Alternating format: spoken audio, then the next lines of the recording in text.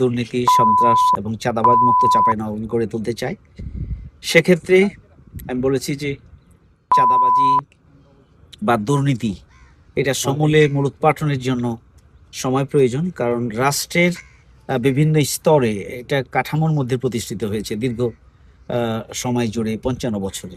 সুতরাং এটির জন্য দরকার হচ্ছে রাষ্ট্রের সদিচ্ছা, সরকারে যারা দায়িত্ব পালন করছেন তাদের সদিচ্ছার উপর নির্ভর করছে। আমরা 300 এমপি, আমাদের মাননীয় বিরোধী দলের নেতা ডাক্তার শফিকুর রহমান আমির জামাত, তিনি বলেছিলেন যে আমরা এই 350 এমপি যদি নির্বাচিত প্রতিনিধি যদি আমরা দুর্নীতিমুক্ত হই তাহলে বাংলাদেশকে দুর্নীতিমুক্ত করা সম্ভব। আমি মনে করি যে এই জন্য সম্মিলিত প্রচেষ্টা দরকার। আমি আমার চাঁপাইনবাবগঞ্জের জন্য যে প্রতিশ্রুতি দিয়েছিলাম, আমি আমার শেষ রক্তবিন্দু দিয়ে হলেও এখানে চাঁদাবাজ এবং দুর্নীতিমুক্ত করার জন্য আমি আমার লড়াই চালিয়ে যাব ইনশাআল্লাহ, জনগণকে সাথে নিয়ে।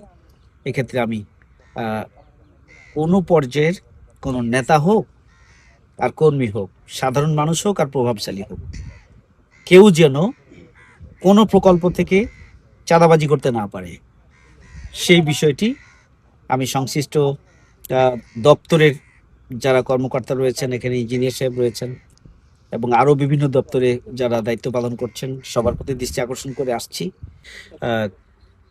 বারবার প্রত্যেক বছর নদী ভাঙনে তারা ক্ষতিগ্রস্ত হচ্ছে। Narayanpur union, Charaltan union, Debinagar union, Islampur union, প্রত্যেক বছর। কিন্তু দেখবেন আপনারা এই যে ক্ষতিগ্রস্ত হচ্ছে, আমরা বিগত 5-10 বছরের মধ্যে আমার জানা নেই যে চাঁপাইনবাবগঞ্জের এই ক্ষতিগ্রস্ত মানুষগুলোকে পুনর্বাসনের জন্য সরকারের মিনিমাম একটা পদক্ষেপ কেউ কখনো গ্রহণ করেছে। আর স্থানীয় প্রতিনিধি ছিল যারা, তারাও কি করেছে আমি জানি না, আমার জানা নেই।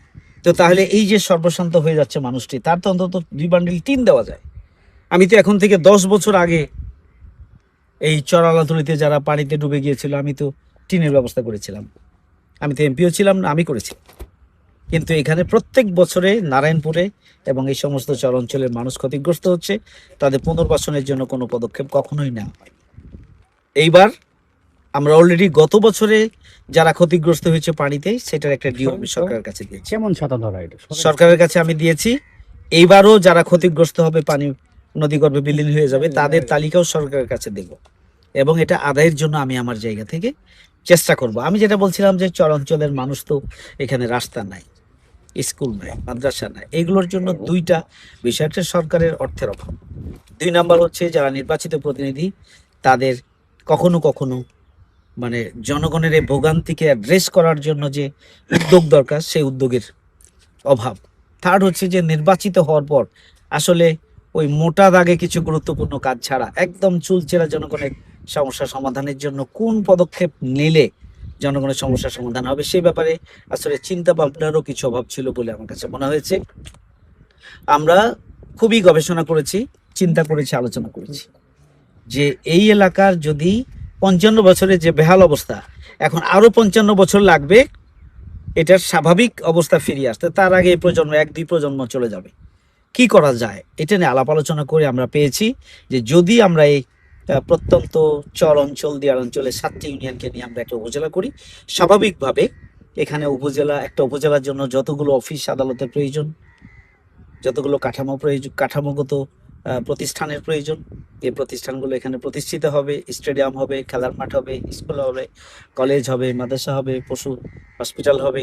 তারপরে প্রত্যেকটা মন্ত্রণালয়ের উপজেলা ভিত্তিক সমস্ত অফিস এখানে আলাদা হবে। স্বাভাবিকভাবে এখানকার রোড ঘাট এবং রাস্তাঘাট সহ কাঠামোগত উন্নয়ন হবে। সুতরাং স্বাস্থ্য, শিক্ষা সহ সামগ্রিক উন্নয়ন এখানে 5 থেকে 10 বছরের মধ্যে সম্ভব, 55 বছরের সমান।